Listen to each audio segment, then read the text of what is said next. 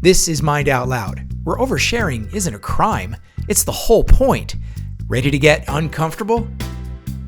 I think at this point, Laurie, I think it's time for you to just start to dig into my brain a little bit. Yeah. I'm imagining like a walnut, and you're the pick, and you're gonna start digging into my brain.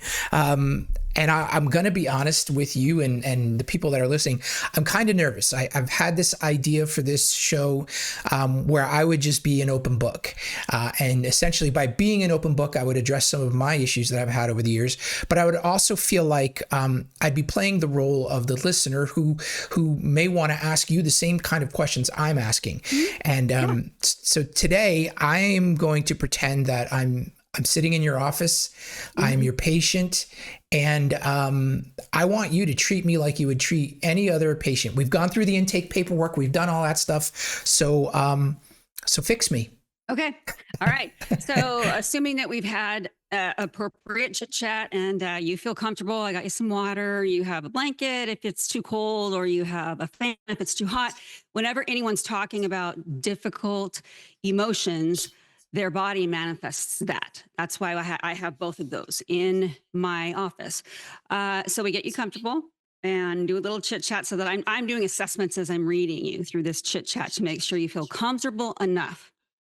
And then I get to the point where I say, okay, Nick, well, here's the point where you tell me what it was that made you say, you know what, it's time for me to look for some additional support.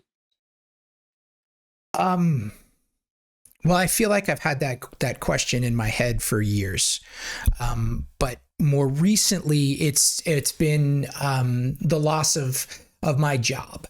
So for those who didn't listen to the first few episodes, I was a national TV host on a show called Right This Minute for 11 years, and I was proud of that. I really was. And so that show eventually ran its course, and after 11 years, it ended, and I was happy. In a way, I had gotten kind of tired of doing the show, as much as I enjoyed it. And I thought, okay, here's where all the doors and new opportunities open, and I'm going to continue on this great career in television that I've had for 30 years.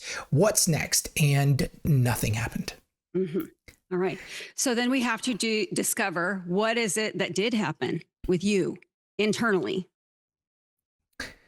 I guess I just have lately been feeling directionless, listless, not quite sure. A lot of, and in this business, there's a lot of rejection, as you probably know. I've decided, okay, I've gotten a new agent, and I've done a bunch of auditions that just have gone nowhere, and that's just the nature of the business. And to an extent, I'm used to it. But you get so many rejections. It's like, come on, can I get a win here, please? Can I get something to come through? And in the same time, I've been, playing around on LinkedIn and looking for jobs and trying to figure out, after all these years in television and media, what can I do? What do I know? And I don't know. I don't know what I'm good at. I feel like after all of this rejection that maybe I'm not good at anything. Maybe because I haven't been in the corporate world for all these years, and I've been playing, as my uncle likes to say, playing slap and tickle on TV, that I've got nothing to offer. And so that idea has kind of really taken root. And it's been now, we're coming on to almost 3 years since the show ended. And it's 3 years of me trying to figure out, what the hell am I going to do? And in that time, my income has gone from a good income to next to zero. And I feel crappy. And on some days it takes root, and if I feel really shitty, and on other days, I pick myself up and I, work on my resume, or I have some freelance projects. But that's been hurting. And so many of us are centered in that world where it's results centered, right? Our self-esteem is externally reinforced over and over and over again. Now, I'm not saying that we don't put the work in. We do put the work in, but sometimes even when you put the work in and then some, the results don't reflect that. So it's externally rooted self-worth or self-esteem that can start to really creep in and permeate our sense of self. And if we don't first of all recognize that and watch that, it can really snowball. Okay, but before we go off in that direction, we start from the very beginning, and this is what a lot of people don't like about therapists. But I promise you, there's a reason, and we will get to that. So we start with the very beginning. Nick, tell me about your growing up. Tell me about your childhood. How many siblings? Your household? Your mom and dad? And then I'd have my handy dandy notebook out and I would be taking a few notes. So this is what I always imagined being, talking to a therapist would be like. You see this kind of stuff in movies and stuff. So yeah. I guess I'm part of me is exciting. Part of me is excited. I'll try to make it as interesting as possible. I born and raised in New Jersey. The first 8 years I was in a town called East Hanover, a suburb of New Jersey. And then around 8 years old, around 1980, my dad moved me and my mom to Sussex County, the northwest part of New Jersey, very rural. We had 30 acres and it was awesome. My dad, I'm the fifth, I'm the youngest of five, but I didn't grow up with any brothers or sisters because they're all half brothers and sisters. My dad's first wife died of cancer.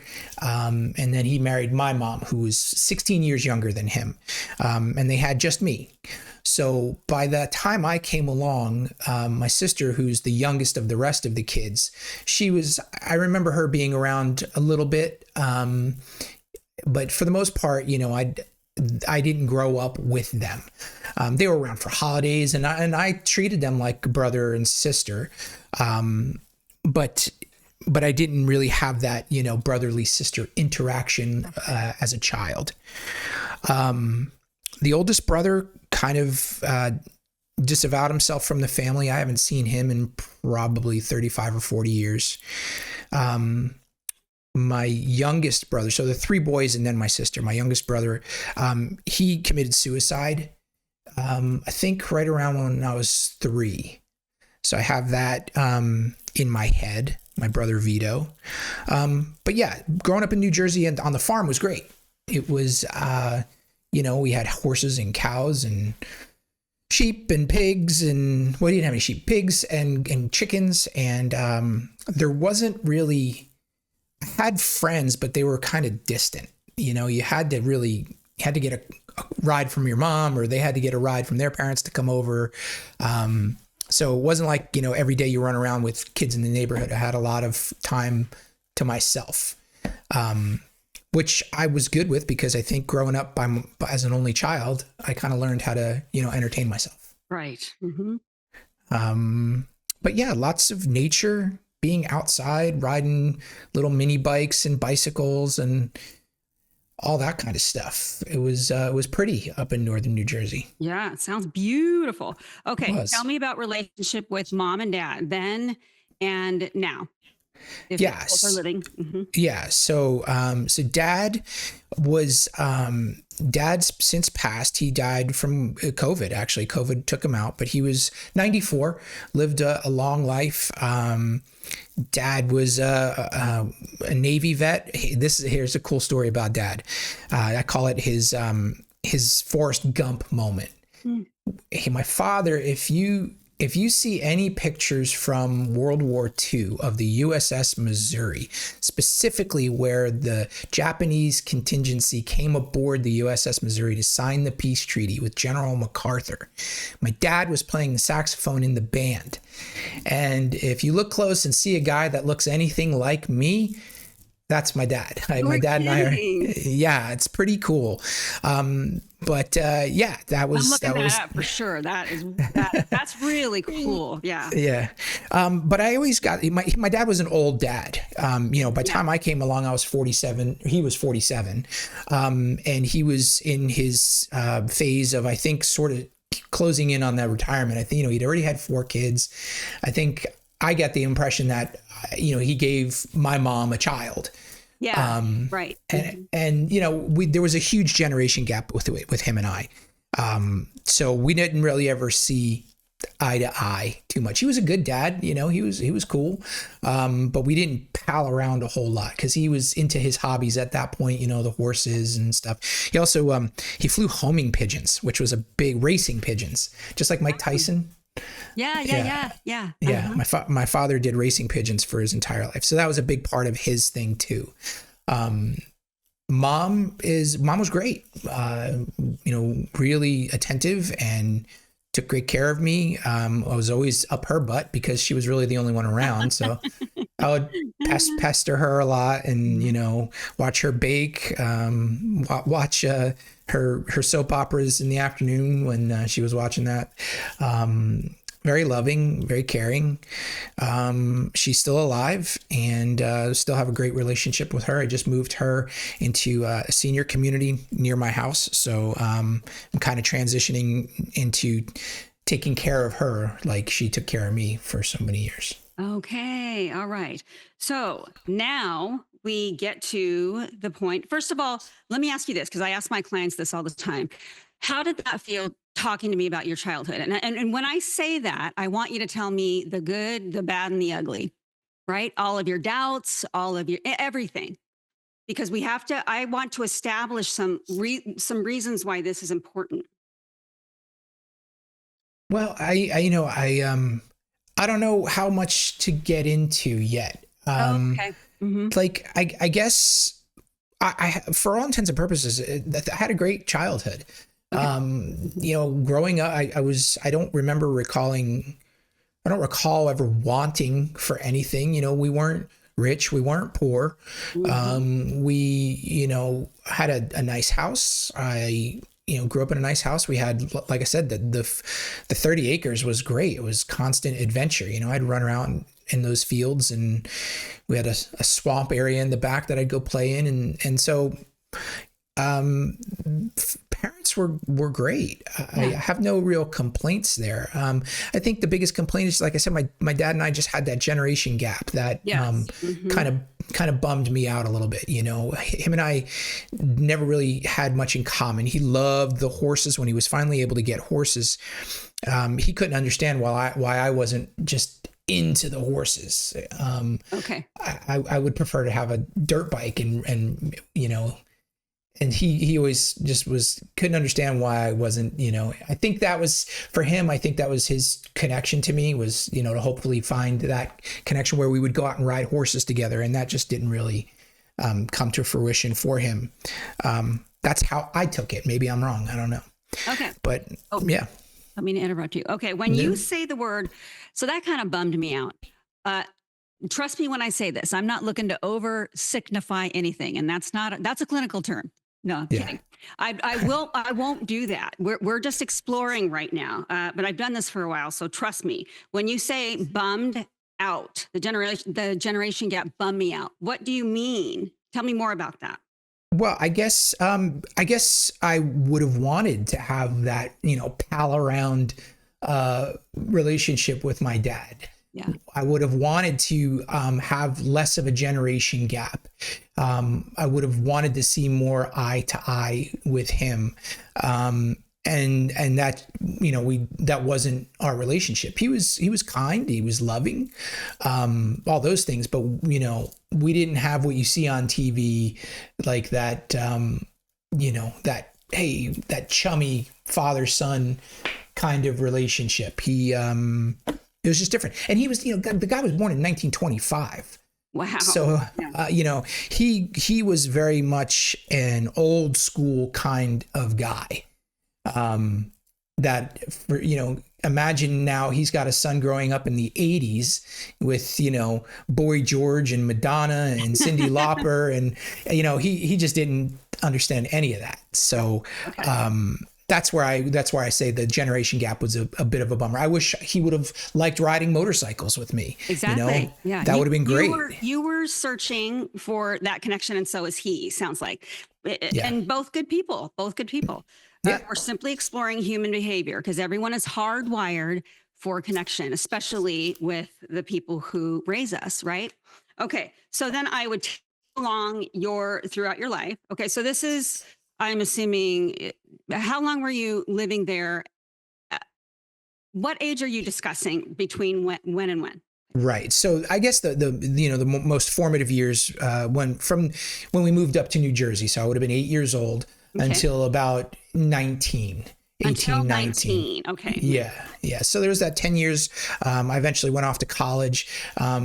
My sophomore year, my parents told me they were getting a divorce. So sophomore year of college, they were divorcing. So going back to that house was sad now, Yeah. because all of what I had known essentially growing up is now shattered. Mom's not there.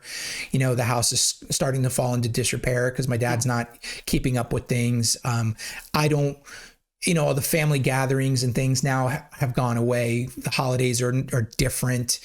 Mom's living down in a different part of New Jersey that I'm not familiar with. So I stayed in college, even on breaks, I would stay in my apartment at school. So after that, I didn't go home as much. Okay. Because it was Yeah. just too hard. It was sad. Yeah. And now we're skipping ahead here. And Oh, okay. I hope, this is this is the struggle now of trying to create a podcast that's entertaining for people to I listen know it to. exactly. And I have a feeling that people are like, oh, who gives a shit about this guy's, life? Right. Mm-hmm. But I'm trying to walk this line of me, but also I want people to hear the questions that you ask. I want people to pretend that they're sitting in my seat and hopefully can answer the same questions that you're asking themselves, Okay. and walk through this, right? Okay. So what was your question now? Where are we? Let me just comment on what you said. I was thinking Okay. the same thing because for those who haven't heard the first couple of podcasts, I was in TV too. That's how Nick and I met. So I'm thinking the same thing. We gotta give them the pop and the wow and we gotta bedazzle this. But that's not. I'm trying to play two different roles here. So Yeah. it might seem a little slow and a little boring at first because I'm data collecting, correct? I'm collecting all of this data and I'm not trying to uh, get people invested in 30 seconds. So it Yeah. is it is a little tough. You're right. That's a I tough hear you. rope to walk. Hmm. But I hear you, and I'm glad you're taking us through these Hmm. steps because, yeah, I think there's a part of me too, Lori, that looks back at my childhood and says, there was nothing really sad, Yes. Hmm. I know a lot of people have had some pretty hard lives, and for me, it was all pretty good from my parents' perspective. I don't have really many complaints to that, but Yes. please keep digging away, keep Well, asking questions. and I would do this in this session, so I'll say it to you.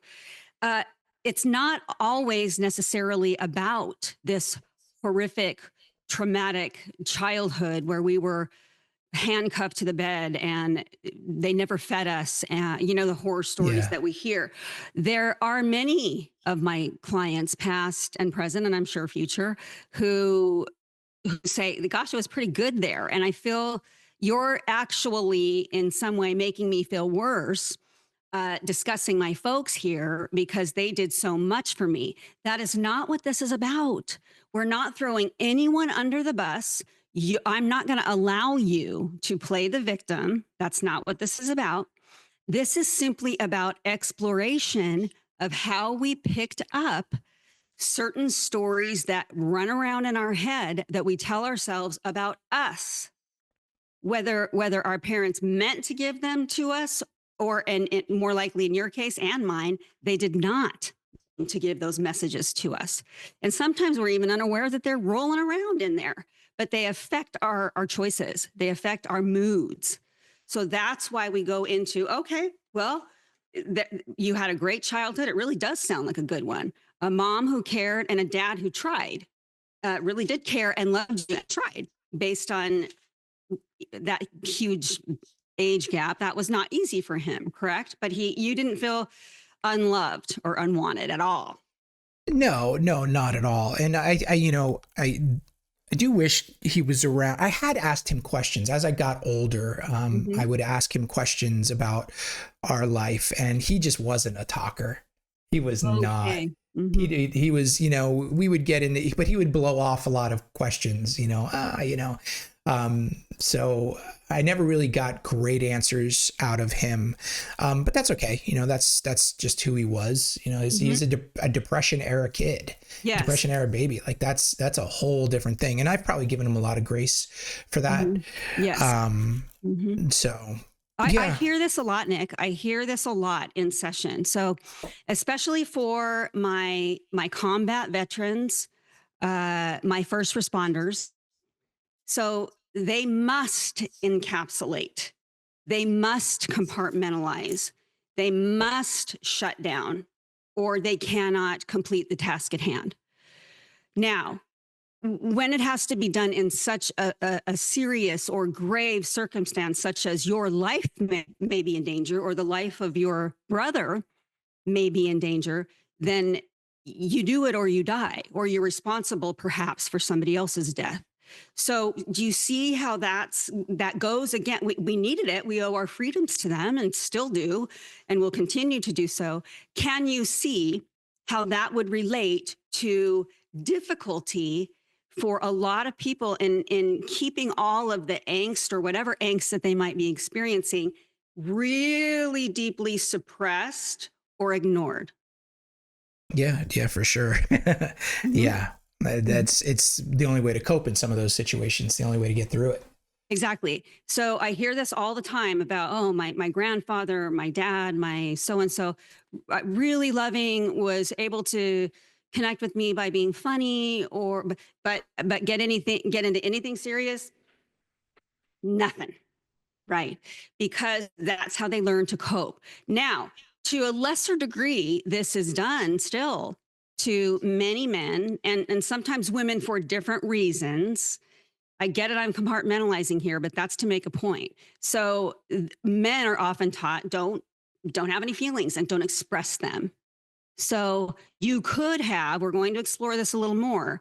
You could have come away from some of that thinking, all right, if I show any sort of emotions that are not assigned to strong men, then there's something weak or wrong with me. You tell me, am I off base here? I don't think you're off base, but I think maybe where some of, no, I don't think, and I don't, here's, I think a large part of where my insecurities come from. I was a small kid. I was a late bloomer in every way possible, from getting my adult teeth to finally growing. My freshman year of high school, I was 4'10" and 85 pounds. And so I'm walking into a high school with giants, it felt like. So I was always just little, and I'm 6 feet and 190 pounds now, and I still feel like a little person, like a little kid, because it was constantly, I was too small to play this sport, or I was too short to do this or that. And so that, I think, if you want to talk about something that manifested and rooted in me, it's probably that. Okay. Just being the little kid, and constantly to this day feeling little. Yeah. We hear this often, someone who grew up very, very poor, but has since been able to become quite successful. There's always that part of them that feels like the embarrassed child in line at the soup kitchen, because that part can become indelibly etched. And so it's almost like a fear reaction in the limbic system, fight, flight, or freeze, but it's based in fear. I do not ever want to return there. So, and we also hear it, in many other instances, but this one true. Okay, so I always felt small. And even though logic will tell me, I can look in the mirror and see I'm not small. I'm 6 feet tall. I know I've seen you in person many times. I know you're not small. I didn't know this about you, but those feelings can linger when we are faced with external stressors, like what you're going through right now. It's easier Yeah. to distance ourselves from that narrative when things are going great. It's when things are really raining down that they start to become louder. Correct? Yeah. Yeah, I would say that's pretty accurate. Because like I had said, a lot of my self-worth came from, being the guy that, is on TV, and I did it. I came from a rural New Jersey town, who was the small kid. And in my eyes, people judge success differently, but to me, that was a big measure of success for me. Yes. Mm-hmm. And so now that's gone. Yeah, I don't know if I do feel small still sometimes, not sometimes, often. I still feel small. Mm-hmm. It's weird. My wife will tell me frequently, she's like, "You're not that little kid anymore," Mm-hmm. even when I'm not even noticing it. So I think, to kind of help you with some of the questions, I think that is probably one of the biggest formative things from childhood, was just being small. Okay. Oh, yes. So that does speed this a little bit ahead for us, because Yeah. it's what I'm doing is it's called a trauma timeline. And I can hear it now. Some people saying, "Oh gosh, a trauma timeline. That sounds so dramatic." Well, that can be with a capital T or a lowercase t. What we're talking about is anything that feels nurturing to you. Why? Because it shapes our thoughts. When we are going through difficult things, our thoughts become our feelings become our actions, and then our actions create the results. And that's our life. That's why we're looking. It's not because we want to help anyone sit in a stagnant place of feeling sorry for themselves. No, it's so that you can become more active, on the offensive of getting out of it and understand what's happening and why. Okay, so let's call this the root issue, right? Mm-hmm. I'll call it a root issue. A root issue. Okay, Yeah. well, do you want to go further with, because if you were with me in the intake, we'd go to the next root issues. I would just continue. I would continue to collect data, because we call these targets that I will then discuss with you how we're going to use it in a treatment plan using certain modalities in which I'm trained. And I will discuss it with you, and we'll together create a treatment plan that you and I both sign and refer Mm, to often. Mm-hmm. I like that. I would say keep digging. Let's pretend this is still the first session, because here's the thing. That's something that I identify as an issue. Yeah. Mm-hmm. Who knows if there's others? Right. I don't know. Mm-hmm. I mean, yeah, of course, being small led to bullying, but so many of us lived through bullying. So I don't feel like that's anything terribly specific. Okay. Wedgie. So Yeah. yeah, I was just going to say, I would need you to give examples, and this is going to be uncomfortable for you, because I know that you think, well, like we discussed, I'm not living in the slums of Bangladesh, and I'm not hiding under the bombs in Ukraine. And I got you. But talk to me, tell me, and our listeners and our viewers, what really humiliated you. Oh. Well, there was the time where I was lifted up by my underwear in the locker room and hung on the edge of the locker door. That was pretty humiliating. And it hurt. It literally tore my asshole. Excuse me. But yeah, Really? yeah. Jammed in a locker, just like you see on the TV shows, because I was small and I fit. Let's see. Just some of the bigger kids, pushing you around in the hallway and stuff. I stood up to it though as much as I could. I didn't wilt. I stood up to it, and it wasn't pervasive. Mm-hmm. There were moments that happened, and I fought back. I didn't wilt. I think it also made me kinder to some of the other kids that I noticed Yes.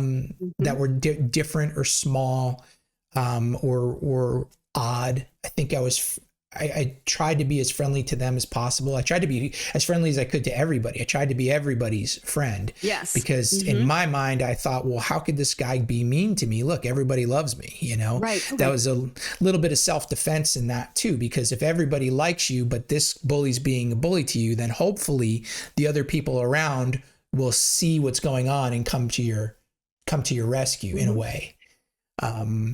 So yeah, you know, I played soccer. I was terrible at soccer, you know, because I'd get checked off the ball constantly. You know, I was so tiny. My legs were short. I was so tiny. So I just was so ineffective in that. But eventually I got into school plays and theater and the musicals. And that was all really, I loved all that stuff. Found your way to shine. Yeah. Yeah, because there's definitely a power in that where you're up on stage now, and you know, dirtbag Tony is not. Right. And so what yeah, go ahead. I want to roll you back just a little bit. So when you're talking about being kind to everyone, you're exactly right. That's something that comes out of a difficult situation that is a plus. You know, the world needs more kindness, not the opposite. Here is also what happens. So there are more than just fight, flight, and freeze.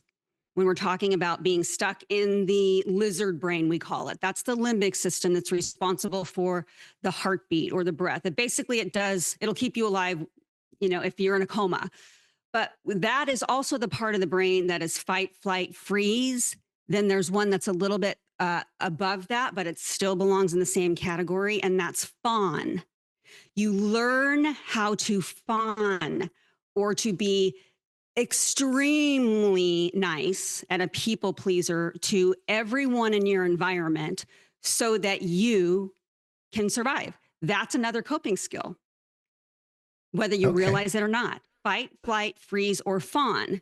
Now, I'm not telling you that it's not a great quality. It's a wonderful quality. However, there are times, more so with women that I see, where that followed me, and mine showed up in high school. Exactly. Because I switched from 8 years of pretty serious, my mom hates it when I say the word orthodox. Sorry, Mom. But it was a very strict private Baptist school.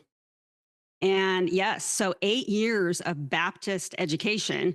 And then I went into public high school in Orange County, California, and was instantly met with some meanness, and I didn't know why. So over the board, we do this. You can do this people pleasing type of thing. So let's just take a note of that. We're going to come back to that a little bit later, right? Okay. So any comments though on that? I sense cynicism in that one. No, it was enlightening actually. That was interesting. I hadn't thought about that. I guess I did see it as a coping mechanism, you know, a way to endear myself to everybody, to make sure I had an army behind me when things went south. Yeah.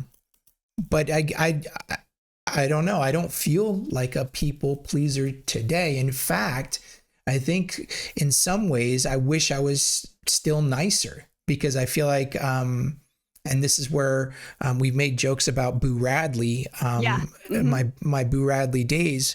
I have, maybe as I've gotten older, I've gotten more cynical, and I am, people accuse me of being a curmudgeon or being grumpy, and I want it, and that makes me so effing angry, because I'm not a curmudgeon, but I am, and I don't, and when people call me on it or call me out, I think, damn it, I don't want to be like that. And I don't know how I got there. And I think that's another reason why I wanted to seek out some therapy because I don't feel like today, I'm not satisfied with the person I am today.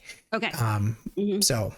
And for those who are listening, I want you to just look up Boo Radley and the Mockingbird. because I love that Nick referenced this early on. He and his wife would call it that my Boo Radley. I'm in a Boo Radley day, right, Nick? Yeah, for sure. It was my Boo Radley days. I don't know where I came up with that, or maybe somebody called me that. I don't know, but it's something that I've ever since reading To Kill a Mockingbird. It sounded right to me, and that's how I identify those days where I have my black cloud days. Where I just feel overwhelmed by something outside of me that is dragging me down. And I equate it to Boo Radley because that's where, like, people look at me and be like, oh, you're such a curmudgeon, you're such a grump, and I think to myself, man, if only you knew, I'm not a grump, I'm not a curmudgeon, but I get why you think I am. Mm-hmm. Because I'm sad today, because I can't figure out why this heavy weight has just suddenly come over me, and I don't feel like being nice. I don't feel like doing my job well. I don't feel like doing anything that makes me happy. The joy of the things that I like to do is gone, and it just washes over just like a black stormy cloud. And so, yeah, that's why I've sought you out, or sought therapy out, in this rather unorthodox way of doing it on a podcast, because I thought to myself, I know I'm not the only one. I know I'm not. Oh, no. Okay. So I'm trying to think of which way to go here. In the intake, we would continue with your timeline. Other instances like what you just pointed out to me, because I'm trained in eye movement desensitization and reprocessing, which has been around for 30 plus years, used with combat veterans, by the way. It's heavily evidence-based. It's one of the most effective treatments for healing our post-combat veterans. So that one's no joke. I know yourself is probably saying, people suffer through so much worse. Just let go of that over and over and over again. Let go of it. What's the other one that really, really stands out in your mind? Humiliating, embarrassing, shameful, anything like that? Mm-hmm. Okay, so this was another, I don't know why I hang on to this one, but this is another weird one. I, for some reason, got placed in an AP history class. I was not an AP student. I don't know how this happened, but I got placed in AP history, and I was just nervous about it from the very beginning, because all the kids in that class, many of them were friends of mine, I knew were very, very smart kids. I was not a very, very smart kid. I did okay. I did what I needed to do, Yeah. And I got by. I got decent grades. I got mostly B's, occasional A here or there, some C's. But anyway, so we're in this history class, and one day the teacher steps aside and says that you're going to love this, that the psychology, well, I don't know if it was a psychology class or some kind of social behavior class, had a questionnaire for us. And so they hand out, everybody, got a questionnaire, and it was like one question. And my question was, who was the first president of the United States? George Washington. Very easy. And so then they go around the room. They start at the other end of the room. I was sitting in the back of the class because I was already petrified to be in that class. Yeah, I know. And and they start at the other side of the classroom, and they ask everybody to say their answer out loud. And the first kid is like Andrew Jackson. And then the next kid, Andrew Jackson, all the way up and down every aisle of the classroom. Everybody's saying Andrew Jackson. And then they get to me, and they're like, what's the answer to your question? And I was shitting bricks because I knew the first president is George Washington, but I didn't say it. I went along with the class and I said, Andrew Jackson. And the girl behind me said Andrew Jackson. And the whole idea of the experiment, you probably know where I'm going with this, is that whole mob mentality, how easy it is to get people to say something that isn't true. And I got that it was an experiment, but that just made me feel so I already felt stupid being in the class. Uh-huh. And for some dumb reason, that made me feel even dumber. And I know it's so stupid, and I hate to think that something like that has carried through into my adulthood. Mm-hmm. But I don't know. I mean, you're asking me a question like that, what sticks with Mm-hmm. me, and that still comes to mind. That is still one of those seminal moments, I guess, Mm-hmm. in Yeah. but that for whatever reason is sticks. Yeah, I ask everyone to please put their cynicism aside and just talk to me. I let them know you can continually pepper it with. I would hate to believe that this is what's tripping me up. I so understand that. I so get it. Once again, remember it's simply about collecting data, and if this shows up through our treatment modalities that you and I decide together to employ, then we know how to take care of it. We're not going to know how to take care of it unless we talk about it. All these secrets thrive in darkness, right? The only way to get it out there is to put a light on it. So we have to get rid of our pride. We have to set our ego aside.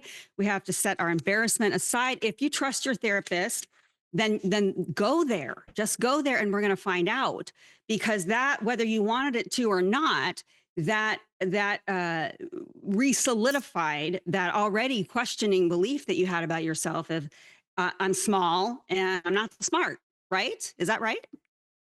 Yeah. Yeah, I would say that's Yeah. pretty accurate. I still have those feelings to this day. Um, you know, There we go. Mm-hmm. yeah, I still Mm-hmm. do. I I feel like a B player in life Oh, that's a really good quote, Nick. I feel like a B player in life.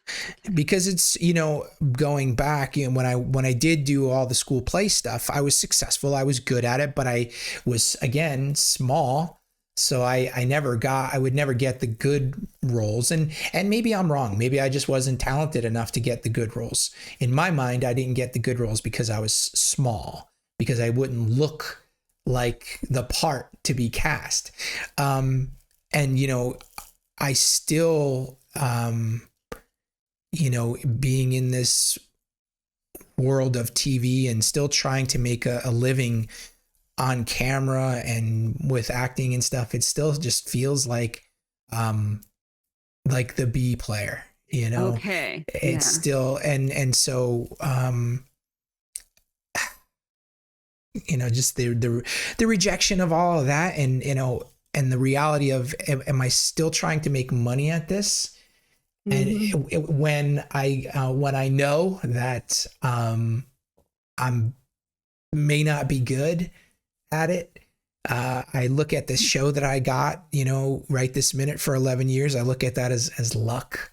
I know I was good at it. I will say this, Okay. in all of my lack of self-esteem, I will say that I know I was good at doing that show. Um, Yes. Thank it goodness. I'm glad you know that. Because I'll start at the very bottom with my clients who don't even know that, even though the evidence is right there in front of them, and yours literally is right there in front of you on tape for 11 years, and the numbers don't lie. So that's good. That's really good. Okay. Okay. but Keep I going. also see that as a big stroke of luck too. There was some hard work behind all of it, but there's definitely a stroke of luck that landed me in that role because of the people who I knew Mm-hmm. and those types of things. So that's, I go through that cycle of, yeah, I did well on that show, but I was right place, right time, knew the right people. Those types Mm-hmm. of things were largely a part of Mm-hmm. why that came to me. And the reality is, I know that, and see, I know I shouldn't say these things, but I know that's probably not going to happen again. Simply because the world of media has changed so much. I'm getting off topic, but It's hard not to get off topic, isn't it? Yeah. It, but it that's really is. that Yeah. that's yeah that's where large swaths of insecurities and lack of self-esteem Yeah. and all of that stuff to this day, Okay. for sure. Okay. So then I would explain to the client that we can know things from our prefrontal cortex. We know that the facts are the facts. I know that you and I are doing a show right now. Okay. I know I was on a television show for 11 years and then I was successful. The feelings don't necessarily line up with the head. So that's what we need to do. When we're hit with too many of life's storms, the feelings get louder than the facts. Feelings are louder than facts. So it's my job as the therapist to bring all of that together again so that they reconnect, regardless of what's going on around us. I'm not saying that wins don't help, and of course they do, and we have to support our families and we must function in daily life, but we are not serving anyone, especially ourselves, if we jump on the bandwagon of all the others who are putting us down. And in TV, that's a biggie. We are a target for sure when we are on television. So you don't want to fight those voices and then also your own. I'm not talking about literal voices, but the thoughts. You don't want to fight theirs and also your own. It's too much. So I would help the client identify that. We would write down all of their automatic negative beliefs, and then we would put the goals of what they want to believe. That's what I would do next. Are we getting through the whole intake today? Because I just want to know what you want me to do. Yeah, I mean, I would say we probably have about 10 minutes, 15 minutes left in our session. Okay. I'm curious to know where you would take me next, just knowing what you know about me so far. Okay. So, what I would do next is ask you all the way up until current time, any other events that were traumatic or, remember, big T, little t, to you that have stuck with you. How much time you got? That's my problem. See, if it wasn't TV, I would stay on this until it was done because we want to collect everything that might be feeding into our subconscious, whether we know it or not. We want to collect it all. Okay, let's get granular. Let's do it. Okay. Let's go. Yeah, Okay, let's get granular. Let me get more comfortable then. All right. Okay. So what next? What else? Really, if you're being honest, and you are, and I'm grateful for that, Nick. You're doing a lot of men a lot of favors by getting vulnerable and real. What really sticks with you? What other things? Um, Again, I don't want to sound like a broken record, but I would say a lot of it still comes from the little kid because, Yeah. Mm-hmm. As well as, since I was small, as well as that leading to being bullied, of course, I never had any luck with the girls in high school because I looked like their little brother. Mm-hmm. I looked small, and I had if you look closely now, I shaved this part of my giant Eddie Munster eyebrow. But back then I had this, I looked like Bert from Sesame Street, this unibrow that I always wore on my sleeve. And so, there was a ton of rejection from dating through high school and stuff like that. Yeah. I just never had any confidence or any confidence in the way I looked, Okay. Mm-hmm. or any of that stuff that definitely has stuck with me. Always, felt small and kind of ugly. It started to things changed in college with that a little bit, and I will probably save that for another day, but yeah, I would say just the small awkward kid still, like I said, with bullying with girls, it affected me, so yeah, there's Okay. that. So Yeah. I call all of those targets. So we've got dad as a maybe, but there's typically more there than we think. But we'll explore that. Dad being small, being bullied, not feeling smart. I wrote down this. I always felt like a B player in life. I didn't feel like I was handsome. I felt ugly. I felt small. That led into rejection from women. So we've got 6 targets right here. Then I would keep going. We keep going all the way up until current time, current moment. All right. Well, I think for the purposes of this episode, it's probably best we stick to those high school years. Okay. And I think, the people out there listening are maybe identifying their own targets. I like that word. Yeah. By the way, is 6 targets good? Is that a lot of targets? I hesitate to say anything about that because someone's going to think they're a total basket case if they have 136, right? No. Right. So it's not uncommon. There's usually a lot because there are more than we'd like to admit, moments that stay with us that we then beat ourselves up that they're staying with us. There's usually more than we like to admit. So it's not a good number. It's not a bad number. There's usually more than that. Well, you know what? Let me give my mom some credit here because some of these targets, and let me give some things that I'm proud of too. Yeah. Because here's a moment that was a good moment. I remember being in the car with my mom, and it was getting time to put in college applications and all that stuff, and I was clueless. I had no idea what I was going to be or what I was going to. My mom was very helpful and helped me identify all that stuff. And I was maybe part of the reason why I was getting bullied was because I was a bit of a nerd. I was a good kid. I wasn't a drinker or a partier. I'd hang out with my friends, and we'd make silly movies and stuff like that. And my mom noticed that, and she said to me, she's like, "Well, why don't you go into television? Why don't you go to school and go into television? You like to make videos with your friends, and that seems like something you enjoy and that you're good at. So why don't you go do that?" And I was like, okay, sounds like a good plan. So, big credit to mom for recognizing that back then that led to a good, successful career. So I'll certainly give her that as being, that there was a huge milepost in life that who knows. I mean, I had also at one point wanted to be a firefighter too. I was volunteering when I was in high school. I was volunteering when I was in high school, and it was definitely a path that I considered. But yeah, because of mom, Good for mom. And I don't want our audience to think that, gosh, I'm just going to be enmeshed in all of this negativity.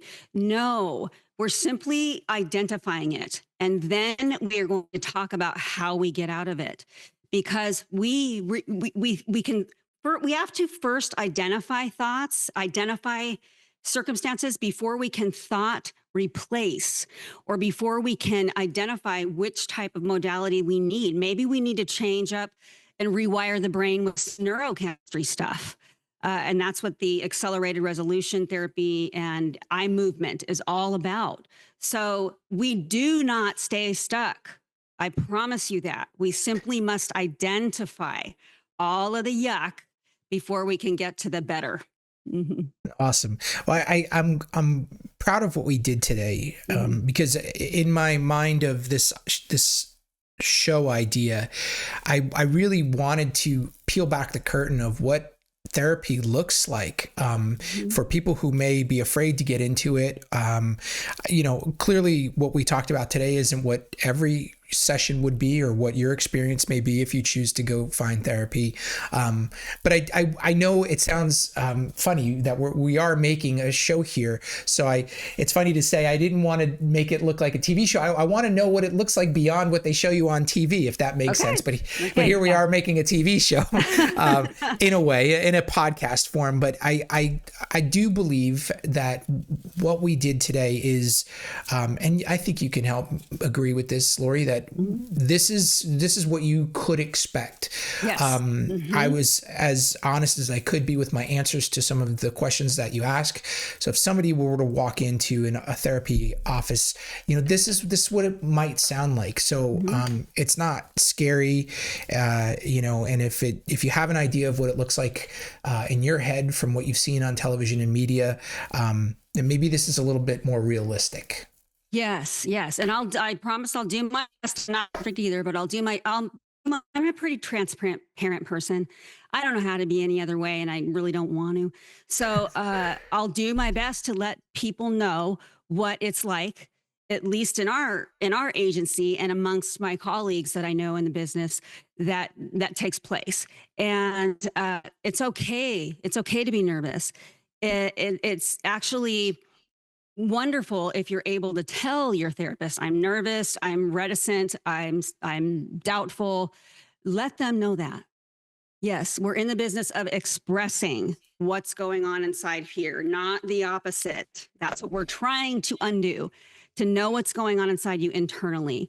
And really, we're all just walking each other home down here. And we just want to get people the help that they need, if we're in this for the right reason, the help that they need as soon as we can. That's the goal. I like that because, I want to jump ahead. I want to fix everything now because to be honest, I was walking around the store today feeling like I had 5 gallons of tears behind my eyes and I had no idea why. I'm so glad you told me that, because we call that draining the pool of sadness. And we take it this way. There's an accumulation of all of the unexpressed emotion, and it stays trapped in the body. It does. So there will come a time through this that all will begin to come out. Because as human beings, are we born logical and linear? You bet. But are we also born to have the full range of emotions? Yes. But we're taught that we can't express them. So that makes 100% sense to me and is 100% appropriate to content, because that is meant to be moved through. And as your therapist, having heard that, I would help you do so. Yeah. Yeah. So, okay, let's end on that. Hey, all right. Good work, Nick. That's really not hard. It's not easy to do. But I appreciate what you've done today, and I am looking forward to more. I'm glad we started from the beginning, like I said, I do, and I think I would have this emotion and this reaction with anybody. I want to fix it now, and I want to fix it today. I want to leave every session and knowing that I can walk through life tomorrow as an A player, as a star. Right. That doesn't feel like I've got, wells of tears ready to come out at any moment. But I understand that this is a process. And I think anybody that's listening would hopefully understand too, that as I'm beginning to understand, I have to do some work here. Yes. Because the only way out of it is through it. And you can't go through it by faking it, or by ignoring it, by minimizing it, or by pretending it didn't happen. We have to talk about it, and then we have to allow ourselves the feelings that naturally would go with that. That's what we talk about when we say process emotions in a healthy way. We're moving this trapped energy out of our bodies. There's a book called The Body Keeps Score, but anyway, our body traps all of this stuff within us, and then we wonder why we're uptight all the time, or why we're angry all the time, or depressed all the time. This is one of the reasons, and it's one of the reasons why addiction rates are so high. So we're on to something good here, and I once again thank you for being so vulnerable, because that is what it takes. Thanks, Doc. See you next week. I'm here.